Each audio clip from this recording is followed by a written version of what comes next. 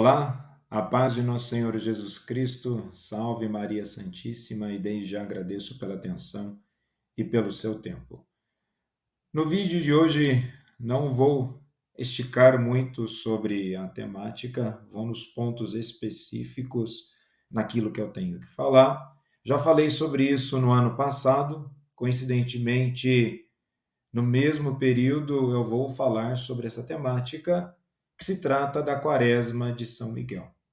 No ano passado, um religioso da Igreja Católica e um padre criticaram, tentando desacreditar, né, num tom crítico depreciativo, né, a Quaresma de São Miguel. E novamente, esse ano, né, de uma forma desnecessária, um padre, que inclusive é até professor de teologia, fez uma postagem em uma rede social, vou colocar qual é a rede social, mas não vou criticar, né, o padre em si, vou ficar unicamente ali atento ao que foi escrito. E eu sempre me pergunto, né, por qual razão? Né, embora na postagem nós vamos perceber que ele não cita a Quaresma de São Miguel, mas pelo período no qual ele realizou a postagem, dá para subentender que é um tom crítico à Quaresma de São Miguel. Assim, a Quaresma de São Miguel, né, teve início no dia 15 de agosto, né, desse ano e se estende até o dia 29 de setembro, né, que é o dia da festa litúrgica de São Miguel. E percebo que isso incomoda algumas pessoas dentro da igreja desnecessariamente, inclusive pelo fato de ganhar toda essa notoriedade e sucesso nas redes sociais com o Frei Gilson. Por qual razão criar comentários, tom crítico sobre um irmão da própria igreja? Isso aí não faz sentido. Na verdade, se é uma postagem teológica, por que não ter o zelo da teologia pastoral para conduzir tal temática? Trazer de uma forma catequética? E aqui, novamente, o meu tom nunca é depreciativo à pessoa, e muito menos ser contra essa pessoa se expressar. Mas por que não, já que é um professor, né, de teologia, tratar de uma forma catequética? E nesse sentido, eu vou exatamente apresentar que a Quaresma de São Miguel, ela não foge do sentido cristocêntrico. O que seria esse cristocêntrico? Cristo é sempre o centro da nossa fé. A salvação é unicamente dada por Cristo, em Cristo e com Cristo. Não tem como fugir disso. Agora, nós não podemos negar uma verdade de fé de que os anjos, os arcanjos e os santos, eles têm um papel subordinado a Cristo, evidentemente, mas eles têm o seu papel de importância e relevância na devoção cristã católica. Então, vou aqui apresentar alguns pontos, inclusive vou até analisar o itinerário de São Miguel, apontando que ali não há erros teológicos acerca de tal devoção. Então, novamente, o meu questionamento é: por qual razão criar um ambiente, ou tentar criar um ambiente interno ali na igreja, desmerecendo se as pessoas estão rezando?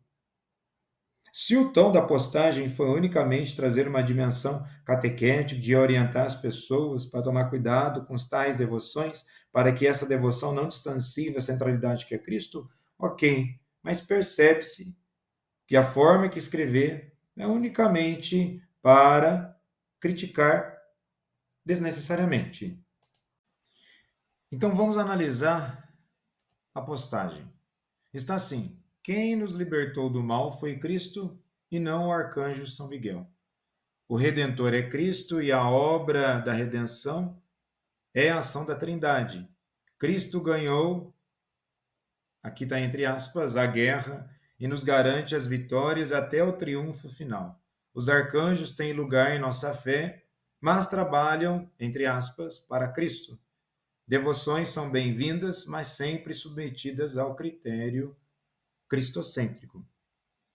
A pergunta inicial aqui, nós podemos até acompanhar as devoções, e aqui ela não fica exclusiva do Frei Gilson unicamente, há outros padres, né, e outras comunidades que realizam a quaresma.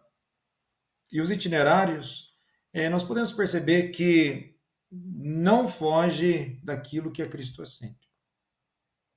E devemos analisar que o critério, né, do princípio cristocêntrico é válido para os santos. É evidente que Cristo é o único mediador necessário, conforme nós temos na primeira carta a Timóteo, do capítulo 2, versículo 5. Então, os santos e os anjos são mediadores secundários, aqui eu coloco entre aspas, no sentido de intercessores que participam da única mediação de Cristo, mas não têm em si mesmos poder de salvar. Ou seja, aqui a crítica é uma crítica à angeolatria, que pode ser entendida como santolatria, quando uma devoção passa a dar ao santo o papel quase de salvador. Então, novamente, basta acompanhar qualquer uma dessas quaresmas, né? Quando eu digo quaresmas, é de várias comunidades, vários padres que estão colocando, mas elas não perdem ali o sentido cristocêntrico. E o que o magistério da Igreja diz sobre isso, né, no Concílio Vaticano II, né, na Lumen Gentium, no capítulo 8, fala da comunhão dos santos e do papel de Maria, dos outros intercessores, mas deixa claro que nenhuma criatura jamais pode ser colocada no mesmo nível do Verbo encarnado e redentor. É por qual razão que eu estou trazendo os santos e Maria? Porque na questão de intercessão, todos eles têm o mesmo papel de intercessores. Evidentemente que Maria, numa ordem diferente dos demais santos, eu vou falar sobre isso. E o que o Catecismo da Igreja, né, no número 956, ensina? Que os santos intercedem por nós, mas é Cristo que nos concede a graça. Isso serve para arcanjos, anjos. Eles intercedem por nós, mas é Cristo que concede a graça. E podemos novamente ver pelo itinerário que não se perde o sentido cristocêntrico. O Diretório sobre a Piedade Popular, né, de 2001, no número 204, alerta: as manifestações de devoção aos santos não devem obscurecer a primazia do culto de adoração devido somente a Deus Pai, Filho e Espírito Santo. Pronto. Aí, novamente, o convite é ver se na Quaresma de São Miguel Cristo está sendo deixado de lado. Recorrer à intercessão de um santo não quer dizer que Cristo está sendo deixado de lado. E quando eu falei da diferença entre o culto, né, aos santos, anjos, né, e o culto a Deus, o que a tradição, né, católica ela distingue? A latria, que é a adoração só a Deus, a dulia, que é a veneração aos santos. Então, qualquer devoção que ultrapasse essa distinção cai no risco da idolatria. Então, portanto, a mesma chave de leitura vale tanto para devoções a São Miguel, quanto para devoções a santos e até a Maria. O ponto positivo, né, são expressões de piedade que nos ajudam a chegar mais perto de Cristo. O risco de se tornarem um fim em si mesmas, obscurecendo o papel de Cristo. Perde, então, a sua legitimidade. Então, a crítica feita à devoção excessiva aos anjos é paralela e coerente quando aplicada à devoção aos santos. Ambas devem ser sempre vistas como vias para Cristo, nunca como concorrência a Cristo. Então, o tom da postagem dá-lhe a entender, ao insinuar, que tal devoção ela está desfocada de Cristo. é evidente que o único necessário é Cristo. Ninguém vai ao Pai senão por mim. João 14, do versículo 6. Agora, se esse critério, né, qual foi colocado, né, da Quaresma a São Miguel, isso for levado à risca, então tem que se questionar as peregrinações, as romarias, as festas marianas, as festas santorais, que são meios de fortalecer a fé em Cristo, não um caminho alternativo à salvação. Então, novamente, quando cria-se esse tipo de especulação, exatamente no período quando está sendo feita, né, realizada, rezada na Quaresma de São Miguel, coloca nesse tom já meio que de insinuação, como se houvesse um desvio. Novamente, no Diretório sobre a Piedade Popular, né, e a Liturgia, agora nos números 9 e 58, afirma que a piedade popular é uma expressão legítima da fé profundamente enraizada no coração do povo. Ajuda, então, a manter viva a consciência do sagrado, do mistério e da proximidade de Deus. Contudo, precisa ser purificada e orientada para Cristo, evitando desvios supersticiosos ou idolátricos. Então, a única discordância aqui da postagem é exatamente o tom, a forma de se colocar. Não é contra a expressão, novamente, a pessoa se expressa da forma que ela quiser. A única ressalva que coloca é exatamente da forma, no período. Numa postagem, não poderia então fazer uma catequese, né, realizar ali aulas catequéticas acerca disso, dimensionando a questão cristocêntrica, cristológica. Então tem que tomar cuidado, porque se for utilizar esse mesmo crivo, esse mesmo tom, então nós podemos expandir para outras manifestações dentro da igreja. O Círio de Nazaré em Belém, a Romaria de Aparecida, né, no estado de São Paulo, as peregrinações a Fátima, a Lourdes, Santiago de Compostela e etc. São grandes expressões de fé. Mas o valor delas está em conduzir os fiéis ao encontro com Cristo, pela intercessão de Maria ou dos santos, e não em serem fins em si mesmas. Então, se a devoção ou peregrinação for vista como uma espécie de obrigação mágica que garante bênçãos por si só, ela se desvia do sentido cristão. Agora, se o fiel perde de vista que é Cristo que salva e passa a ver o santo, né, o santuário, como substituto de Cristo, aí há um risco real de idolatria. Então, não é em vão a devoção. Tem valor espiritual, cultural e evangelizador, e principalmente nesse aspecto evangelizador, que muitas pessoas começam a aderir a uma devoção e a partir dessa adesão à devoção encontra-se Cristo. Agora, não pode ser mal compreendida. E tal postagem não pode trazer uma dimensão de insinuação unicamente quando está ocorrendo tal devoção na igreja. Qual que é o sentido? Não dá para fazer isso de uma forma fraterna, né? Buscando o entendimento, ajudando as pessoas também na sua fé. Às vezes, na minha própria limitação de fé, de entendimento, eu posso enxergar de uma forma, mas aí unicamente eu vou lá, coloco a postagem e dá para entender, não foi só um entendimento meu, que é uma insinuação de um tom crítico, depreciativo à própria devoção ao arcanjo São Miguel. E por qual razão? No ano passado eu falei, né, respondendo nos comentários, né, do religioso e do padre, que eles diziam que não faz parte da tradição da igreja, mas faz parte da tradição da igreja, sim. Ah, pode ter sido adicionado, né, outra forma de cultuar atualmente? Ok, são momentos diferentes. Né? Nós estamos falando de período medieval, agora nós estamos no século XXI. são formas diferentes de realizar, né, tal devoção. Então é preciso ficar atento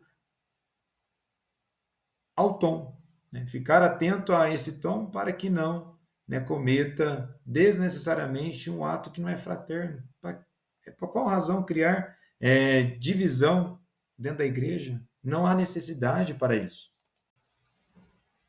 E como eu mencionei, eu gostaria de agora uma rápida e objetiva análise do itinerário de São Miguel Arcanjo, utilizado na quaresma desse ano de 2025. E para sermos assim bem objetivo,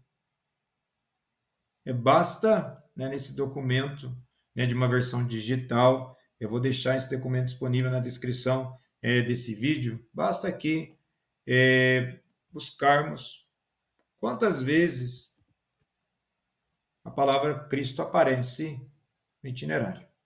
48 vezes. Mas não só quantas vezes, como aparece.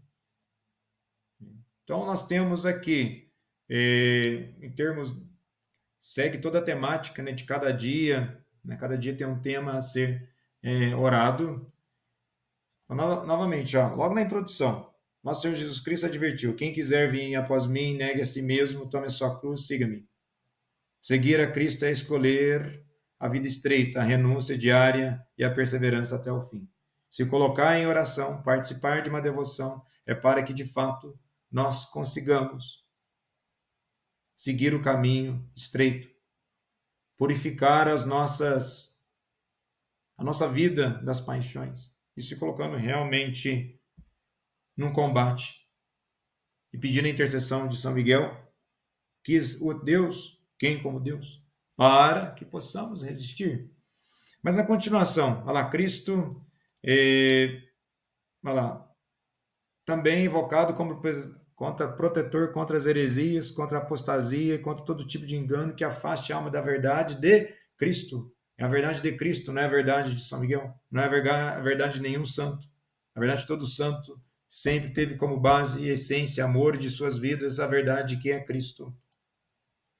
E é interessante como inicia a oração inicial para todos os dias. Na postagem aí, o padre fala que essas devoções nos podem estar desgarradas do sentido trinitário, né? Ou seja, a Santíssima Trindade, que é Pai, Filho e Espírito Santo. Mas a oração inicial começa exatamente todos os dias, em nome do Pai, do Filho e do Espírito Santo. Fala do Sacratíssimo Coração de Jesus. E a ladainha de São Miguel Arcanjo inicia de forma cristocêntrica. Jesus Cristo, tem de piedade de nós. Pai celeste, que sois Deus, tem de piedade de nós. Espírito Santo, que sois Deus, tem de piedade de nós. Então não há desvio cristocêntrico. Há uma cristologia implícita via devoção a São Miguel, evidentemente, pois a devoção é dentro do sentido da quaresma, lembrando que essa quaresma ela tem um espírito franciscano iniciado por São Francisco, mencionado por um dos grandes santos franciscanos, que é São Boaventura, e há repetições que reforçam o eixo cristocêntrico e cristológico. Então, aqui fica bem claro que o itinerário é cristológico, tem como centro a vida em Cristo, com São Miguel apresentado como guia, intercessor e defensor que conduz ao Senhor. Aqui não está falando para ir a São Miguel, está falando para ir a Cristo. E aí continua várias dessas citações de Cristo, como eu já disse, não são a quantas vezes, mas como é citado. Estou pedindo para São Miguel, protegei-me contra os erros e enganos que afastam as almas da verdade de Cristo. Leitura bíblica. Pondo-vos à prova, examinai-vos a vós mesmos, acaso não reconheceis que Jesus Cristo está em vós? Se não é que já estáis reprovados? Novamente, Cristo. Sacrifícios voluntários unidos aos sofrimentos de Cristo, para que eu combata sempre o estandarte de Cristo. Olha lá, a modéstia, a ornamento da pureza, manifesta-se no modo de vestir, falar, olhar e agir. É uma barreira contra as tentações e o testemunho silencioso de fidelidade a Cristo. Então, novamente, fortalecei meu coração para permanecer fiel à doutrina de Cristo. Então, novamente, tem várias situações. Então, eu não entendi, quer dizer, eu entendi bem, sim, tá? Qual foi o sentido de insinuar que a devoção a São Miguel estaria possivelmente desviando da centralidade que é Cristo? Não é necessário. Aqui eu fiz algumas citações teológicas, algumas citações de catequese. Poderíamos aprofundar sobre o assunto, mas eu acho tão desnecessário na medida em que não é preciso criar divisões dentro da igreja. Nós já temos tantas coisas às quais nós devemos preocupar em relação à nossa fé. Aí ficam esses comentários, principalmente em redes sociais. E nesse sentido, o convite é sempre: então, quer falar sobre alguma coisa? Crie um conteúdo que vai trazer uma reflexão, uma ordem catequética, né, sobre o que está acontecendo. Então, novamente, a dimensão da Quaresma de São Miguel, ela não perde a centralidade que é Cristo. Uma vez que até a mesma ela inicia dentro de um âmbito franciscano, e Francisco coloca Cristo como centro de tudo. Então, novamente, é desnecessário tal postagem. Conclusão. O itinerário, assim como a Quaresma de São Miguel Arcanjo, é teologicamente legítimo, cristológico e eclesial, dentro da espiritualidade católica. Que São Miguel nos proteja e interceda por nós no bom combate. Paz e bem.